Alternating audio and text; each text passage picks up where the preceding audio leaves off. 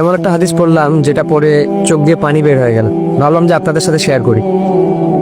হযরত আবু বকর সিদ্দিক রাদিয়াল্লাহু তাআলা আনহু নামাজে দাঁড়িয়ে তিনি নামাজরত অবস্থায় কাঁদতেছিলেন। নামাজ শেষে একজন সাহাবী জিজ্ঞাসা করলেন, হে আবু বকর, আপনি নামাজের মধ্যে কাঁদতেছিলেন কেন? আমি সংক্ষেপে বলতেছি আপনাদেরকে।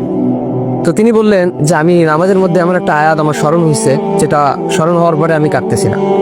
কি আয়াত? যে সেই আয়াতের অর্থটা হচ্ছে যে আল্লাহ পাক রব্বুল আলামিন বলতেছেন যে আমি তোমাদেরকে জান্নাত দিয়ে দিলাম, বিনিময়ে তোমাদের কাছ থেকে আমি জানমাল নিয়ে নিলাম।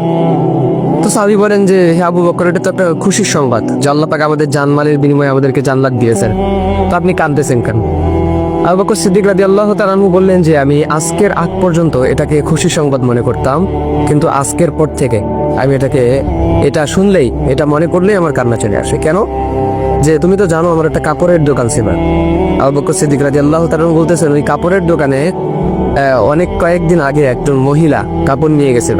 তো হঠাৎ করে সে আজকে ফিরে আসছে কাপড় নিয়ে, এসে আমাকে বলতেছে যে তুমি তোমার কাপড় ফিরিয়ে নাও, আমার টাকা আমাকে ফেরত দিয়ে দাও। আবু বকর সিদ্দিক রাদিয়াল্লাহু তাআলা আনহু বললেন যে আপনি তো অনেক আগে কাপড় নিয়েছিলেন, এখন ফেরত দেওয়ার কারণ কি? এই মহিলা বলতেছে তোমার কাপড় আমার পছন্দ হয়নি, এজন্য তুমি তোমার কাপড় তোমার কাছে রেখে দাও, আমার টাকা আমাকে ফেরত দাও। আবু বকর সিদ্দিক রাদিয়াল্লাহু তাআলা আনহু বলতেছেন আমি কাঁদতেছি এটা ভেবে, কিয়ামতের ময়দানে সবাইকে যখন উলঙ্গ করে দাঁড় করানো হবে, সেদিন যদি আল্লাহ পাক রব্বুল আলামিন আমাকে বলে যে আবু বকর তোমার জানমাল আমি তোমাকে দিয়ে দিলাম, বিনিময়ে তুমি আমার জান্নাতকে আমার কাছে ফিরাই দিয়ে দাও, সেদিন আমি আবু বকরের হালত কি হবে? সেদিন তো আমার বড় ক্ষতি হয়ে যাবে, আমার তো কোনো কিছু করার থাকবে না সেদিন। এজন্য প্রিয় ভাই, এই হাদিস থেকে এতটুকু শিক্ষা যে আল্লাহ পাক রব্বুল আলামিন আমাদেরকেও যদি কিয়ামতের দিন বলে যে তোমাদের জানমাল তোমাদেরকে ফিরিয়ে দিলাম, বিনিময়ে আমার জান্নাত আমাকে তোমরা ফিরিয়ে দাও, সেদিন আমাদের কি হালত হবে?